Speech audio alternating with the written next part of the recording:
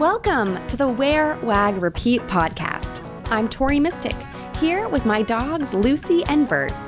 Together, we're interviewing cool, creative women entrepreneurs in the pet industry. Do you dream of working alongside your dog? Then sit, stay, and listen to the latest episode to find the inspiration and resources that will help you grow your own dog-inspired business. On this episode, I'm talking to a woman who, along with her sister, started an app to help single dog lovers find love that doesn't have four legs. They created a dating app just for dog owners and the people who get them. To get the word out about their new business, the sisters have hosted events all over the country and even created a national holiday. We're going to break it all down in this episode. Leigh Isaacson is the CEO and co-founder of Dig, the dog person's dating app. Dig is the best way for dog lovers to find a compatible match and plan a dog-friendly date. Leigh's background in TV news reporting, homeland security studies, and nonprofit management helped form the way Dig celebrates the passion and commitment of dog lovers through the Dig app with dog-friendly events nationwide and by building a dedicated community of single dog lovers. Leigh lives in New Orleans with her German short-haired pointer, Penny. Hey, Leigh. Hi, thanks for having me. Yeah, I'm so excited to have you on the show and talk about dating with dogs. It's a fun topic. It's dogs in love, right? Yeah, I mean, dogs are love, so you might as well try and find some more like romantic love in there while you're at it. Good point. Good point. Totally. So tell us a little bit about Dig. How did you come up with the idea? I think you and your sister started this, right? Oh, yeah. So a few years ago, my sister was dating a guy, nice guy, but he was trying to be a dog person for her. And by the end of the relationship, he didn't want the dog in his apartment. And he put towels down on the couch so the dog didn't touch anything. And this is a cavapoo. This is like picture a teddy bear if you don't know what a cavapoo is. And that's what my sister had. Like, it's not shedding anywhere. It's not slobbering anywhere. This is truly like the easiest, most lovable dog of all time. And she just said to me, I wish I just knew from the start that this wasn't going to work because of my dog. My background is in TV news reporting, like you said, specifically investigative reporting. So I'm kind of a numbers person. And I looked into it. And one of the things that really stood out to me was that 55% of single adults in the U.S. are pet owners, which means if you're in the dating circuit or you're looking for someone, it's more likely than not they already have a relationship in the house that you're going to need to contend with, right? And if you're a dog owner, especially, more than 70% of people with dogs sleep with the dog in their bed.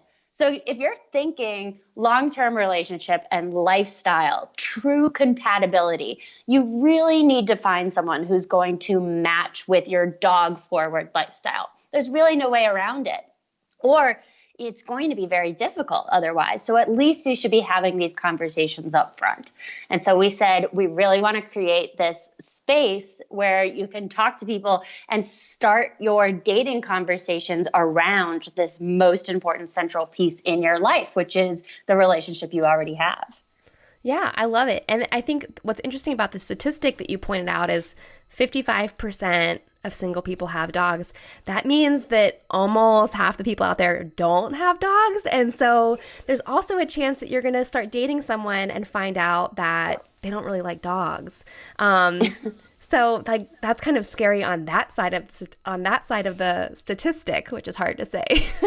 Oh, totally. Yeah. And, the other piece for us, about a third of our users on Dig don't have a dog right now. So they're looking to date someone with a dog, which basically is just a huge bonus if you're a dog person, or find someone to get a dog with in the future. And so the people on our app are they know what's important to them. Their time to cut to the chase.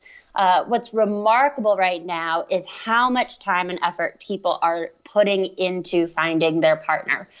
People on dating apps today spend 9 to 10 hours a week on dating apps, and they're using 3 or 4 apps at a time.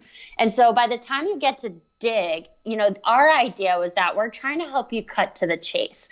Let's narrow down something that's important to you, but it's still a huge market because of the statistics, because of how popular dogs are specifically in the pet world and pets are in general in the single world. So we wanted to create this dedicated community, start the conversations around things that matter to you, and hopefully make dating life a little bit easier and add dogs to it, right? Just like add a dog to it, it's going to make it better. So Yeah. that was our game plan. I love it. Well, so like to share like my personal life, which I'm not really shy about sharing my personal life on my different platforms that I'm on, but I've been single for years, and I recently, I guess not that recently, but like 7 months ago, I adopted my second dog, Bert.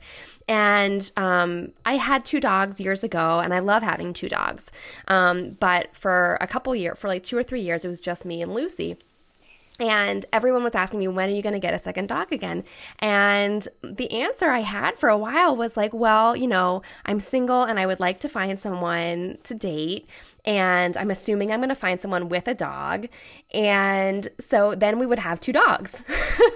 Yeah. So I kind of put my life on hold because I was like thinking I was going to date someone who also had a dog. And then I met Bert, and Bert was better than any of the guys I was dating. So totally understand. So now, now I have the 2 dogs, and it's totally fine. I'm sure whoever I eventually meet, it'll all work out if it's meant to be. But it's really interesting how we do kind of, change our lives or put our lives on hold because of our dogs or because of dating or because of the combination of the two. And it's like sort of complex issue that I think, like you said, people spend 9 to 10 hours a week thinking about this or working on it. So it's a huge commitment. Absolutely. And like you said, that's basically a part-time job, like when you're putting that much effort into it. And so when you do finally find a platform like Dig, our hope is that we are cutting some of the work out for you. And on the app, one of the things we really wanted to do was help you start those conversations by actually getting you off the app. We help you plan a dog-friendly date. We have daily deals on the app, so you can get really cool, maybe like a unique treat to win over their dog from the start, or in your case, maybe like have your dogs be happy with their, new treat. So when they're meeting their next person who might have another dog, it's a little bit calmer in the room. We work with different vets and trainers to help people figure out the best way to introduce their dogs. A big piece of advice that I always like to give is definitely make sure you're introducing dogs in neutral territory rather than at one house or another. So meet at a dog park, meet while you're already going on a walk. You know your dogs and you know what's best, but we're trying to put you in the best situation to make sure that the date goes well on the dog side so the date can go well on your side too. So this is so cool what you guys have done, because most dating apps, like, they just exist and they're out there, but they don't really give you like tips on how to like introduce this person to your friends, or if you have kids, or like they don't give you like suggestions on dates to go on. So you guys have actually taken the dating app like really to the next level. So when you started, did you think you were going to do that? Or were you like, oh, it'll be like Tinder or Bumble, but for dog people? Like, how did you decide to kind of add all these extra elements? We really looked at the pain points. We knew that people liked dating apps. They're definitely not going away. They are growing, but we're also hearing all of these complaints about them. And it's kind of been known in the industry now as this dating app fatigue, where it's like, now this is this other thing I have to do in order to meet people because that's where everyone is, even though I don't love the experience. And so we kind of looked at both industries. We looked at the dog world and we looked at the dating world, and we said the one thing that's missing from both that people really seem to be craving is more experiences. So in the dog world, people love our dog-friendly events that Dig throws, where you can bring your dog indoors somewhere, meet other like-minded people, and have a drink and have your dog with you at the same time, which shouldn't be such a novel concept. It's just that the dog world is changing so much now. We've got so many more opportunities and really cool locations that are becoming more and more dog friendly. And so we said, if we can combine those and introduce the single world to this wonderful world of the dog friendliness that's growing, we'd be, solving two problems.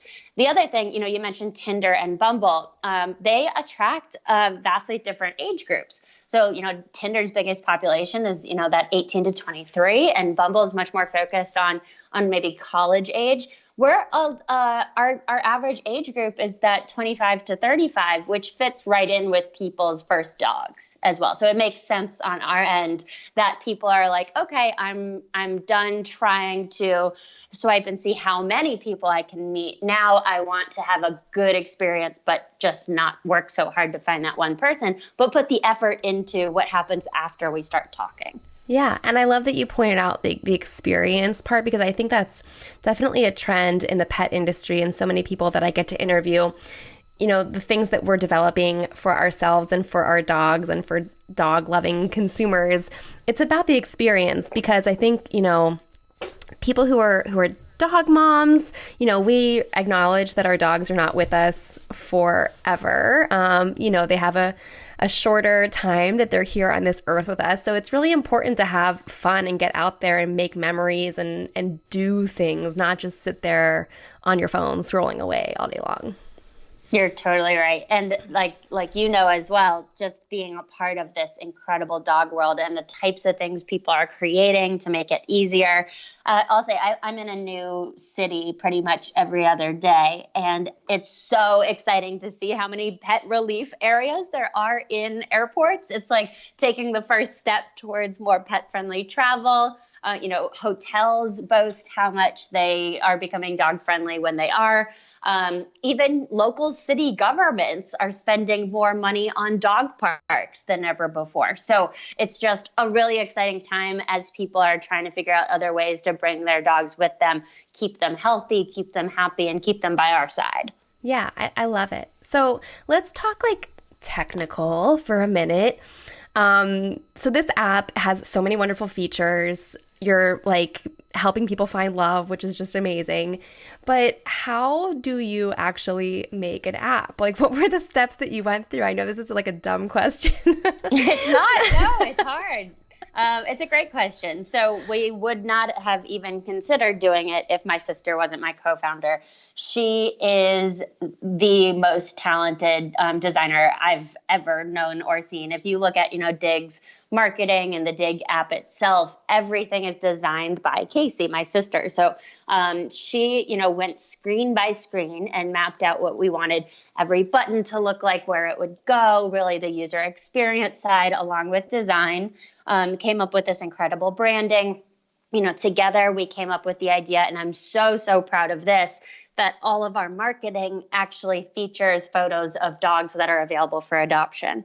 And so immediately going out and working with rescues actually in the New Orleans area who have these great photos of dogs they take by this incredible pet photographer locally in New Orleans, Rachel. And we're able to use our platform to promote dogs at the same time. So, really starting from step one, saying, what do you want this to look like? What do you want this to accomplish? What pain points are out there that you're trying to solve? Why would people choose Dig over another app? What is the mindset?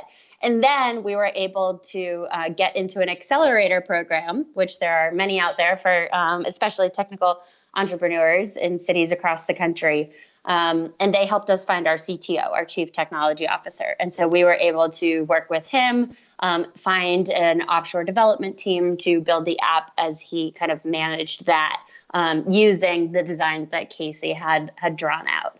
And so that's a long way of saying you have to have a really good idea of where it's going and be able to find the right team to build it out if you don't have a technical co-founder. And so just timing wise, how long did you guys work on this before it was ready to go out there and be public? We started building the app in July of 2017, and it launched on the App Store just before Valentine's Day last year. So took a little over 6 months to build out the app, to try to raise enough money to build the app itself. And then we were able to launch with a big, awesome party in Brooklyn back on February 2018. We then had to raise more money and build a different type of app, and we released the Android version in October of last year, so less than a year ago. Very cool. So tell us a little bit about your launch party. I mean, launching on Valentine's Day seems like the perfect time for a dating app to launch. Yeah. So like, how did you, this is a brand new company, a brand new app, a brand new like concept, really. How did you sort of come up with the ideas for the launch party and get people there? Great question. And, we honestly thought we were going to do one party and be done. But because that party went so well, it's actually turned into our business plan of how we get the word out about Dig city by city. So for the first one, we, picked a location. My background not only is in TV news reporting, but I helped run a nonprofit in Louisiana for coastal conservation for a long time. So I did a ton of very low budget, fundraising events through them. So I knew how to save money, find the right vendors. But what we decided to do was, it costs a lot to throw a party that big in Brooklyn. So we did put the money down, but then we invited local dog businesses to come and have basically cool booths where they would not just sell things, but provide something fun. So, at some of our events, we've had florists making flower collars. We've had treat decorating booths. We've had Ask the Vet booths from different vets. We've had trainers teaching you a quick new trick that you can impress your date with, and, made it really fun and interactive. The companies pay to be featured at our events. So even though we were a brand new company with no revenue and, a totally free app, we were able to, go forward by covering at least some of our costs and also making the event 10 times better because you're getting to interact with the coolest local dog businesses. Sorry to interrupt the interview, but I would love to see what you're doing while you catch up with the Wear, Wag, Repeat podcast. Take a screenshot of this episode in your podcast player or snap a selfie with your earbuds in. Bonus points if it's on a dog walk, and share it to your Instagram stories, tagging me at @TMystic. I'll keep an eye out for mentions, and I would love to give you a shout out from my own account. Okay, now back to the episode. And we realized very quickly that this is something the businesses wanted too. They, maybe didn't want to throw their own event, but they appreciated us and our event's background and bringing in hundreds of people with their dogs all in one fun place with some drinks and some great Instagrammable, wall, art and all that kind of stuff all done for them. So ever since then, pretty much once a month, we've thrown a big party like that features local rescues in the area with any adoptable dogs that are available, and local businesses. Coming up next, actually, we've got our event in Atlanta, and then Nashville, Denver, and Seattle, and those will be our next 4. But we've already done it in 12 cities since our first one. Wow. So, okay, I have questions. Great. Okay. So you're going around to all these different cities, like nationwide. It's overwhelming to me to think about planning events in different cities where I don't live. I plan events here in Pittsburgh from time to time, and we're recording this right before Dog Moms Day. So I know you guys have Dog Moms Day stuff going on. I've got Dog Moms Day stuff going on, and it's a lot of work. So are you partnering with people locally in the different cities? How are you making that happen? Because that's a ton of stuff to do. Yeah, I don't want to diminish how much work it is. It's definitely not something that I would put on anyone who doesn't have event experience. Yeah. But what we did was we pretty much made this incredible template. We met our great partners at We Work, which is in many cities now. And so we work with them. They have very similar space at all of their locations, very similar tables. They call them hot desks, an incredible staff. And by finding a partner that's in most of the cities that we go to, we're able to, make it much more of a template setup. You take away a lot of the logistical questions when you know what you're getting into, even if it's in a different city. And then the next thing we do, because it's a hugely important part to us that we always feature local rescues, the first stop for us is finding rescue groups who want to be involved. How can we feature you? How can we, get the word out? And ask them, are there any partners that you love that maybe donate to you? And can you help us connect with them? And we'll give them these, our booths are extraordinarily low cost. I mean, this is hundreds of people. For example, at our Los Angeles event, we had 850 people sign up, and you're getting a table for like $50 or $100, depending on the location. So, we think that keeping it really low cost really opens the door up to working with a lot of different local businesses that maybe don't have the money to do their booth at their, giant fundraiser with thousands of people that happens once a year, at different spots. So by starting with an incredible local partner and a local rescue and saying, like, who would you love to see featured at this event alongside us, we're able to just, really learn about each dog community very quickly and work. Here's what it comes down to is that dog people are the best people. We want to help each other. We want to help people who are helping dogs. And that's truly what our events are all about. It's about celebrating dogs and love in that community. And so as soon as you find these incredible local partners, it's really easy to reach out to other dog businesses and say, hey, is this something you want to be a part of? It's supposed to be just a fun night. We'll handle all the logistics for you. We've got the table for you. Just want you to show up and help us, meet some of the fun, awesome dog-loving people in your city. And so we make it extraordinarily easy for everyone involved and make sure it's really fun. And we get the word out. We make the marketing for each event. We do all the press releases for each event, get a lot of press. Usually we're very great at getting local press involved. I got to say, it's a pretty easy pitch to go to the local news and be like, don't you want to see a lot of dogs in love and like happy people for the end of your newscast? So we can usually help get the local community just looking at some of the incredible dog businesses everywhere we go on top of that. So that's a really long answer of saying it's just really, really fun. And our true goal underneath it all is to help everyone in that dog community get seen and work together. Well, in that whole answer, one of the things that kind of jumps out to me is that dog people are just awesome. Mm-hmm. And so, I'm thinking like, with dating apps, like there's the good and the bad. And there's, of course, like a lot of people who are going to like ghost you and stuff. But yep. I wonder if on Dig, since everyone's a dog person, like, have you found that your users are just like nicer? That's a really good question. I think you're going to see ghosting kind of everywhere. And unfortunately, it's just kind of become part of the dating app culture for a lot of people. Like it's part of just like social culture too. Just like beyond dating, people ghost you all the time, all sorts of things. That's true. Mm-hmm. Yeah, that's a really good point. But in the dating world, for us, it's kind of fun because we see that our users are so excited to be a part of something new together. So, there might not be a ton of people in your individual city if you're not in one of the cities we've launched in. So people are having these great conversations like, oh, looks like we're the only ones here. Like, maybe we should try it. Maybe it was destiny because we're the first two in our city to try it. Like, It's this really fun, exciting, like, maybe we should just give this a shot because both of us are here for a reason type of like feeling right now. So I'm hoping that type of culture, continues. And we're definitely trying to encourage that. I think that's really cute. So tell us a little bit about Dog Moms Day. If everyone who's listening doesn't realize this, Dig is the actual official founder of Dog Moms Day, and you guys made it an official holiday. So how did you do that? So this was a dream of my sister's. She really wanted to make a national holiday all about celebrating dog moms.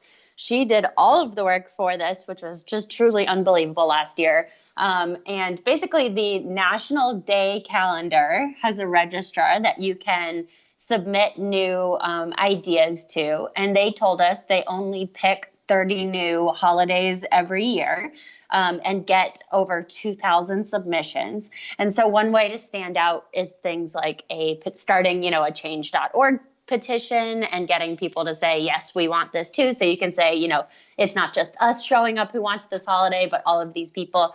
We did that and just made them a really great pitch. We said, here's some of the controversy about dog moms celebrating on Mother's Day. We showed them like an Oprah clip where Oprah talked about it one year and people got so upset. The human moms got so upset that dog moms don't understand what it's like to be a human mom. And obviously they didn't call it human mom. That's words that I'm using. They consider themselves to be quote unquote real moms. Yeah, exactly. That's the words they were using. And, I respect every type of mom. And I think that just having a separate day to celebrate in our own way without having to have these controversy, like what a controversy about loving your child. Like that's so absurd. Okay. Why don't we just have it on a separate day the day before and we can just have a full weekend of celebrating being a mom however you want to. And so that's why we made it really clear that we wanted it to be the day before Mother's Day every year. They loved our pitch, obviously loved our pup photos that we send them. And they accepted it pretty quickly. And so with their help, when it's on the National Day calendar, it goes out to all the press whenever they do fun stuff about, what holiday of the day it is, that sort of thing. And it took off really, really quickly. And I think that just shows how people were really waiting for something like this. It's such a growing and incredible, passionate community who's just excited to be around each other and celebrate together. And so we were just happy to give them a little bit extra permission to be as dog mom centric as you can be for at least another day. I love it. Well, and this is a perfect segue because before we go, I need to ask you about Penny, your own dog. Tell us about her. My love. She is just about to turn 3. Aww. So super excited. She's a German short hair pointer and the love of my life. German short hair pointers, if you can picture them, usually they're like very ticked is the color combination. Mm-hmm, It's like very speckled. Spotted. Mm-hmm. Yeah, it's speckled, but she's almost all white with a totally chocolate head, or they call it the liver color head. So she's just a funny looking, funny dog who needs a whole lot of attention and a whole lot of love. And actually, I'm getting married in November, and she is going to be our flower dog. So I'm super excited about that. Yes. Of course. And it is going to go horribly. I'm not joking. Like, she's not good. She's like the love of my life, but she's not like a great dog in terms of like being able to walk down an aisle and not try to run towards Adam, my fiance, at the end of the aisle. Like, it's gonna be really difficult. So we're gonna see how it goes, but she's definitely doing it. So I'm excited. A long time ago, like this is episode, I think 61 that we're on right now, and I think like episode 14 or 8 or something, I interviewed Megan Sutherland, and she is a videographer. And she does a lot of weddings. And so a lot of the weddings have dogs at them, and she's a dog lover herself. And so one of her tips for having your dog at your wedding was to have a designated dog handler for the night. Yes. That's not like your sister, or not like someone in the wedding party. Like you should maybe even want to like hire like a dog walker to like I love be that. there that night. So what we're going to do is my cousin's going to walk the flower dog, my Penny, down the aisle, and then hand Penny off to our wedding planner's assistant, who's going to drive Penny home. And then we've got someone taking care of her at the house. So she has a she's personal just doing chauffeur, and then she's going to have someone hang out with her that night. It sounds ridiculous when you say it out loud, but like any other way, and you're right, like wasn't going to work. She's not going to sit up there and be a bridesmaid. She's not going to, we wanted her involved in the pictures. A little worried about how long my dress is going to stay white if she does that. But yeah. But we're super excited and love her so much. I think it sounds amazing. I love it. So Leigh, unfortunately, we have to wrap it up. So tell everyone where they can get the Dig app and how they can find you online. Dig is available for free on the App Store and on Google Play for Android phones and iPhones. You can learn more at digdates.com, and all of our social media handles are at digdates. Again, all the dogs you see on our social media, like on Instagram, are available for adoption too, so you can learn about each dog and each photo in the comments. And that's pretty much everywhere you can find us. But it's, if you're listening and you're not single and you know a single person who loves dogs, please let them know about Dig. And we love to hear all the happy stories. So feel free to reach out to us through the website anytime. Awesome. Thank you so much, Leigh. Thank you. Thank you for listening to the Wear, Wag, Repeat podcast. You can fetch show notes at wearwagrepeat.com. If you like what you hear, please hit subscribe so you don't miss an episode. And until next time, we'll see you around the dog park.